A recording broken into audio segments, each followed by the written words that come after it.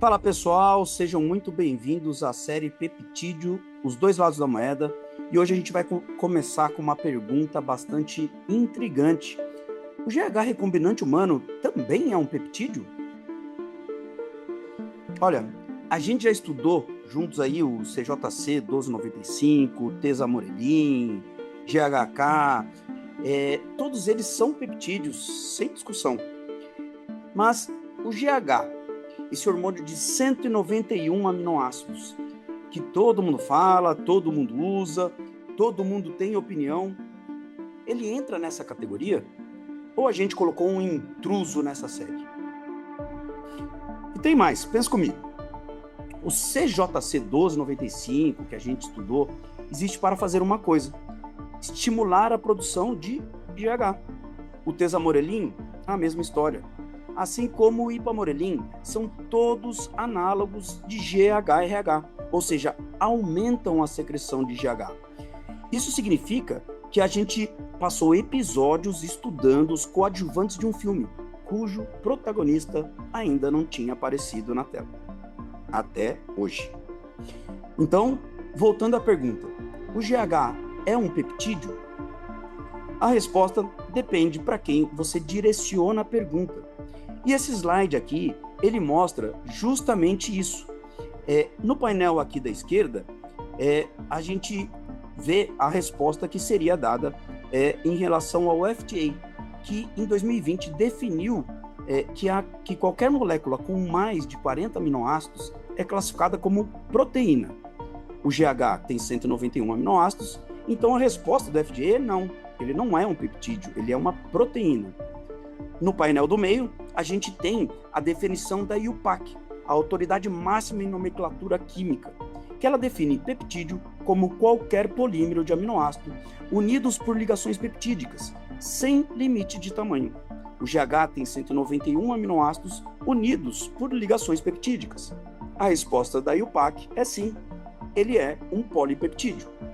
E o painel da direita, o roxo, é o mais importante para nós clínicos. Em endocrinologia, as duas designações coexistem na literatura. Mas o que esse painel revela é a lógica dessa série. O GH é o protagonista. Todos os peptídeos que estudamos antes orbitam em torno dele. E é exatamente por isso que ele está aqui. Como diz aqui nesse banner em amarelo, o RH-GH, ele transcende a simples classificação. Ele é a ponte entre o mundo dos peptídeos e o mundo das proteínas. Então, sim, ele está nessa série não como intruso, mas como protagonista, como um personagem que dá sentido a todos os outros que vieram antes. Bom, o GH é uma das substâncias mais utilizadas no contexto de performance e estética, e também uma das mais mal compreendidas. Hoje vamos desmistificar o GH com base nas melhores evidências científicas disponíveis.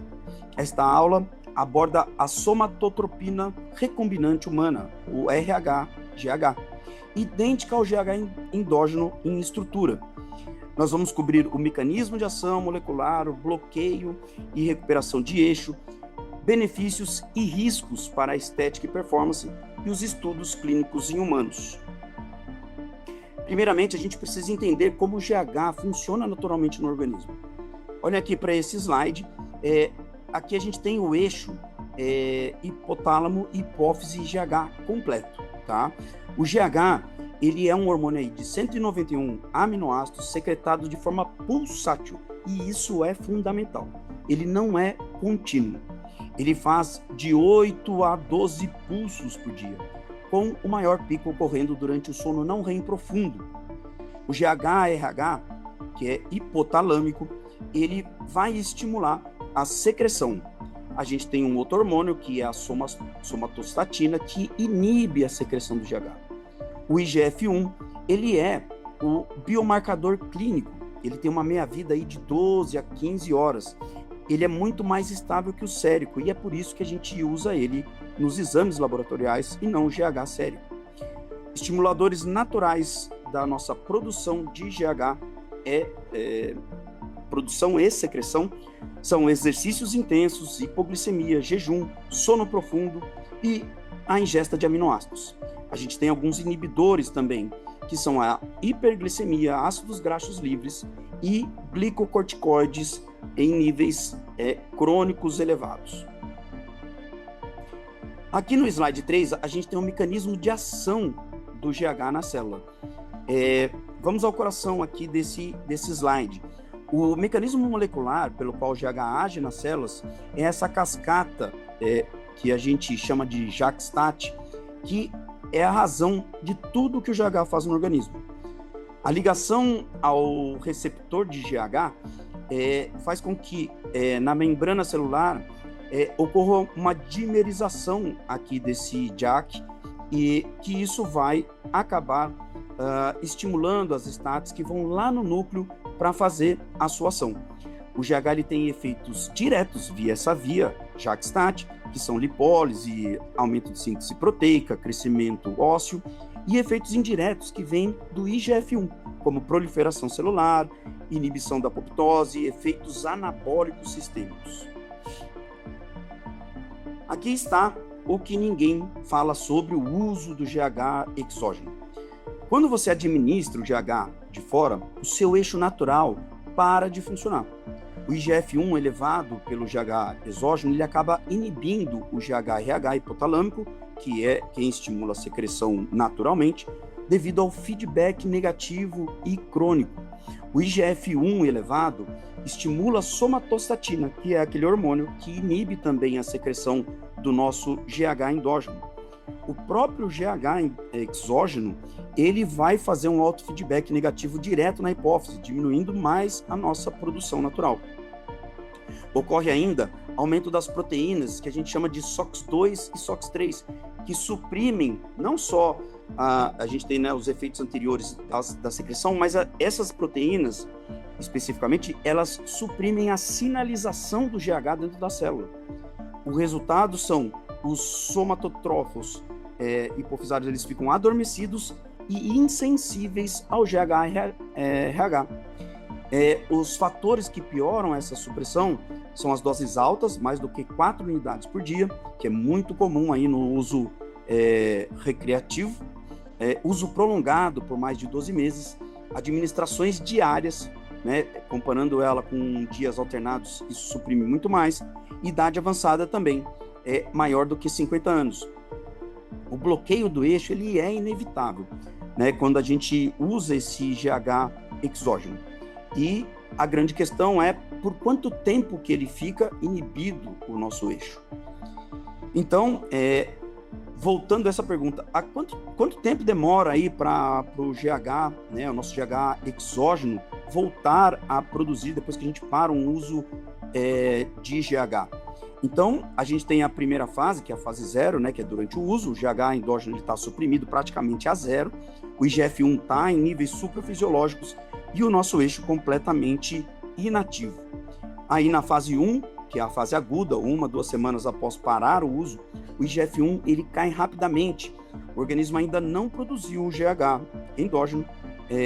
A pessoa geralmente tem uma perda da retenção hídrica que esse GH trouxe, mas o GH exógeno ainda, o endógeno ainda está suprimido, tá? Aqui na fase 2, que seria uma fase intermediária, durando aí de 2 a 8 semanas, né, até 2 meses, começa a haver um retorno gradual da pulsatilidade do GH endógeno.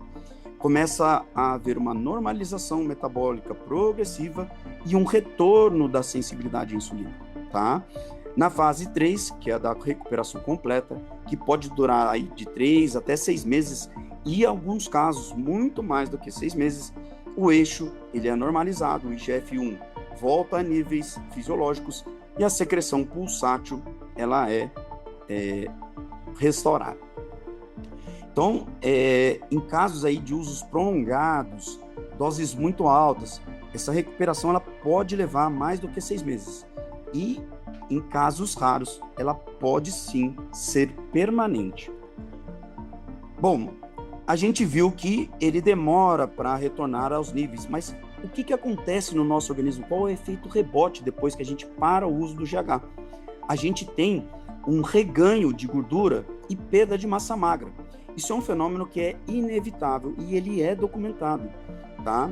A gente acabou de ver que ele pode levar aí de 3 a 6 meses para se recuperar, tá? Então, se a gente for ver aqui na timeline aqui dos reganhos, a gente vê que acaba acontecendo efeitos de rebote. Aqui a gente vê a magnitude desses efeitos, tá? A gordura nossa corporal, ela vai aumentar aí em 3%, 3,18%, né? Isso é resultado de um estudo, né? Quem estudou isso foi o Biller. Isso ele publicou em 2000, no ano 2000, no Journal of Clinical Endocrinology. Foi um ensaio clínico randomizado e isso é nível 1A de evidência, tá? Então a massa gorda ela vai acabar subindo aí 1,2 quilos em apenas 2 meses. A gordura visceral ela aumenta 48% em 12 meses. E ela é a mais perigosa porque é a mais aterogênica. E ainda ele viu nesse estudo que a massa magra que foi conquistada, uma parte dela é perdida, em torno aí de 2,1 quilos de massa magra, tá? Aqui no painel 3, a gente vê que a perda dessa massa magra é real, mas, ela é parcialmente reversível. A perda bruta em 18 meses foi mais ou menos aí de 2,5 kg, e os pacientes, eles retiveram aí, na verdade, né, se a gente for colocar o ganho com o uso, depois a perda, eles retiveram aí 1,2 quilos de massa magra acima desse baseline pré-tratamento. A perda líquida, né, de massa magra foi em torno de 900 gramas. Então, tem sim um legado positivo, talvez pequeno, mas tem um ganho aí mesmo depois da perda, né, do rebote que acontece. E aqui é o mecanismo fisiopatológico, tá? Por que isso aqui acontece? É um ciclo vicioso metabólico. O IGF-1 ele despenca, o metabolismo basal fica suprimido, a lipogênese aumenta, o catabolismo proteico também aumenta, e isso se retroalimenta enquanto o eixo estiver suprimido. Quanto mais tempo de eixo suprimido, maior vão ser os impactos aí desse efeito rebote, tá? Então, esse slide ele responde a uma pergunta que é muito frequente dos pacientes. Se eu parar o GH, eu vou perder tudo? A resposta honesta é que você vai perder parte dos ganhos da composição corporal, especificamente na gordura. O GH ele não é uma solução permanente, ele é um empréstimo que ele vai precisar ser devolvido. Aqui nesse slide, o que a ciência mostra realmente aí de positivo do uso do GH, tá? Vamos falar sobre o que o GH realmente faz, com base na maior revisão sistemática publicada sobre esse tema, que foi do Liu em 2008, publicado no Annals of Internal Medicine. Em relação à composição corporal, nessa meta-análise de 27 estudos clínicos randomizados com 303 pacientes, o que se observou é um aumento de massa magra aí de 2,1 quilos, tá? Isso foi um ganho real, mas ele tem aí uma observação que eu vou passar para vocês. A massa gorda ela diminuiu 2,7 quilos, também foi uma perda real, e a massa magra, ela, na verdade, né, que esse é a grande questão, ela incluiu fluidos e tecidos conectivos. Então, nós não estamos falando apenas de músculo. Nesses 2 quilos aqui, 2,1 kg, não é só músculo. Água, tecido conectivo. Então, isso faz com que o ganho muscular realmente seja, talvez, pouco expressivo, tá? Em relação à pele e a tecidos conjuntivos, houve um aumento do colágeno dérmico, isso é um efeito real, melhora da espessura e elasticidade da pele, e os tendões e ligamentos ficam melhores hidratados, tá? Em relação à performance clínica, a gente tem um estudo que ele é menor, tá? Que é do Meinhardt, que ele publicou em 2010, e a única coisa que ele conseguiu provar foi um aumento de 4% no sprint de corredores, tá?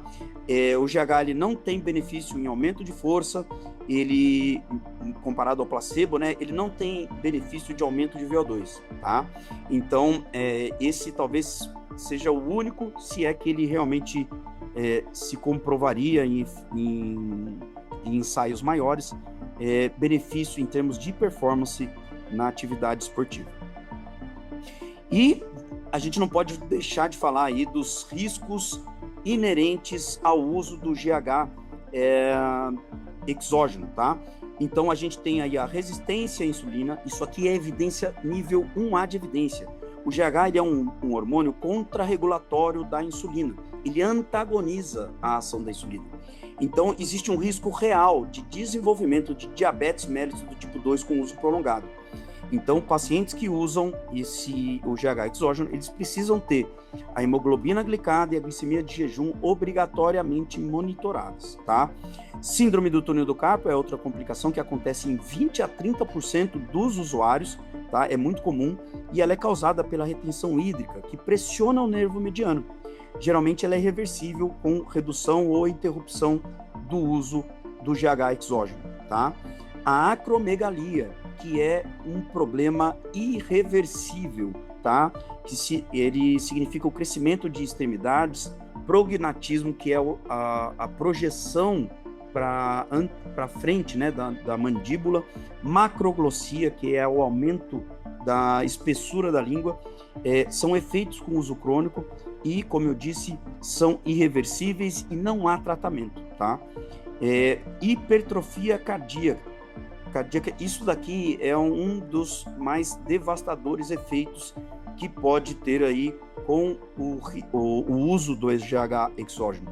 A gente tem aí a possibilidade de cardiomegalia, disfunção diastólica, risco de insuficiência cardíaca congestiva.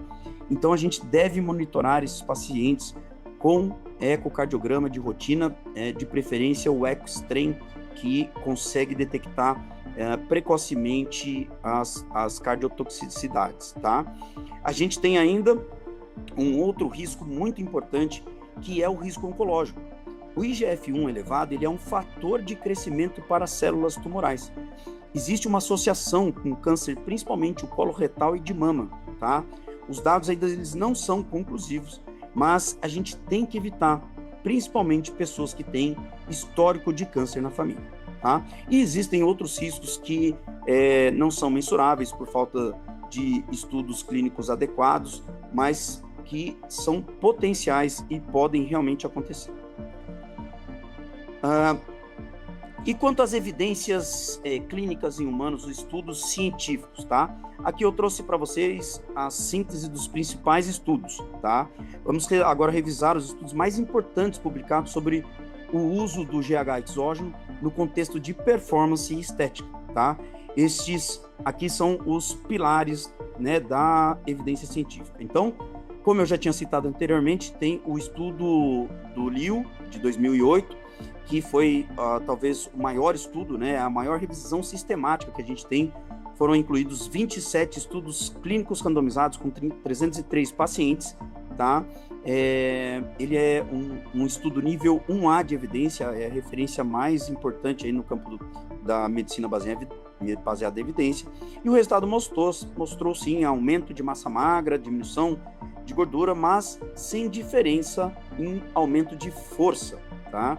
O estudo do Meinhardt, que foi de 2010, naqueles 96 atletas recreativos, foi um estudo clínico também randomizado, duplo cego, e que mostrou somente, em termos de benefícios de performance, o aumento do sprint em 4%, tá? A gente tem um estudo do Harmasen, de 2017, tá? Que foi também uma meta-análise de estudos controlados, que mostrou diminuição aí de gordura, tá? Só que não teve melhora de VO2 nos pacientes, e esse também é um estudo nível 1A, né, de evidência, mostrando aí que o GH tem sérias limitações quando se pensa em performance aeróbica, tá? Então é consenso, tá, que o GH ele melhora a composição corporal, mas ele não melhora a força ou capacidade aeróbica em adultos saudáveis. Com relação às aprovações pelos órgãos regulatórios, o FDA ele autoriza apenas para deficiências do GH em adultos, síndrome de Turner, síndrome de Prader-Willi, insuficiência renal crônica em crianças, né, essa insuficiência em crianças e algumas alterações do HIV. Ele não é aprovado para estética, anti-aging, performance ou emagrecimento. Isso é bem parecido com o brasileiro da Anvisa, que é basicamente uma cópia do o que acontece no FDA. E para lembrar para os atletas que essa medicação ela está na lista de antidoping, tá? Então ela está na categoria S2 dos peptídeos hormonais. Então ele é proibido tanto durante a competição quanto fora de competição. E os testes que hoje a WADA ela possui, ela consegue detectar tanto o GH recombinante como o endógeno por isoformas, para ver se ele não está sendo estimulado, tá? Os protocolos de acompanhamento para quem faz uso, apesar, né, da recomendação contra, né, seja aí por uso por conta própria ou mesmo indicado por médico, é necessário que exista aí uma avaliação basal com IGF-1, glicemia de jejum, hemoglobina glicada, perfil lipídico completo, ecocardiograma, um exame físico bem detalhado e rastreamento oncológico, tá? Se você usa GH, tome muito cuidado com isso, é importante aí esse rastreamento. Durante o uso, a gente tem que manter aí o IGF-1 em faixa normal para idade e sexo, tá? Para não ficar suprafisiológico. A glicemia e a hemoglobina glicada, elas precisam ser monitoradas para ver se não está havendo resistência à insulina e ficar de olho em sintomas como edema, artralgia, síndrome do túnel do carpo. E após a cessação do uso, a gente tem que continuar monitorando, né, por 3 a 6 meses aí, o IGF-1, fazer teste de estimulação do GH se necessário, avaliação de sintomas, tá bom? Aqui eu coloquei esse slide só para vocês terem em mente que existem formas seguras e saudáveis da gente aumentar nossa produção de GH, e o sono de qualidade é muito importante. Exercícios resistidos como o HIIT, eles aumentam bastante os exercícios mais intensos, e uma nutrição adequada e às vezes como estratégia o jejum, né, mesmo o jejum intermitente. Eu não sou muito a favor do jejum intermitente, mas como estratégia para aumentar o GH, ele é uma boa alternativa. Ele não deve ser feito nunca de forma contínua, tá? Até quero deixar aqui um alerta que a American Heart Association fez no final de 2024, que existe uma associação entre janelas de alimentação de 8 horas e um aumento de 91% de mortalidade cardíaca. Isso é uma associação, eu não estou falando que uma coisa causa a outra, mas existe essa associação. Concluindo, a gente chega aí ao fim dessa aula, a gente vai fazer uma síntese de tudo que a gente aprendeu aqui com as melhores evidências científicas disponíveis. Então a gente sabe o que o GH faz. Ele reduz gordura corporal em torno de 2,7 quilos, aumenta a massa magra, mais ou menos 2,100 quilos, 2,1, né? Mas com adendo de que isso está incluído líquido e tecido conjuntivo. Ele melhora a composição corporal geral, melhora a qualidade de pele e colágeno, aumenta sprint em atletas em torno de 4%, tá? Então, esses são os benefícios que a gente tem comprovado. O que o GH não faz, o que a gente já sabe que ele não faz, ele não aumenta força muscular, ele não melhora VO2 máximo, ele não é aprovado para estética ou anti-age, e ele não deve ser usado sem deficiência documentada. E aqui no terceiro painel, a gente tem os riscos que são reais pelos estudos. Resistência à insulina e diabetes tipo 2, acromegalia, que é irreversível, hipertrofia cardíaca, risco de câncer, risco oncológico aumentado pelo IGF-1 e o bloqueio do eixo do GH, que pode ter efeitos rebotes e você perder grande parte do que você conseguiu aí durante o uso, se expondo a todos esses riscos. Então, como mensagem final, eu deixo que a relação risco-benefício do GH exógeno em pessoas saudáveis, ela é extremamente questionável, tá? O uso deve ser sempre baseado em evidências, com indicação clínica precisa e um monitoramento rigoroso. Gostou dessa aula? Dá um like aqui e eu te espero na próxima. Grande abraço!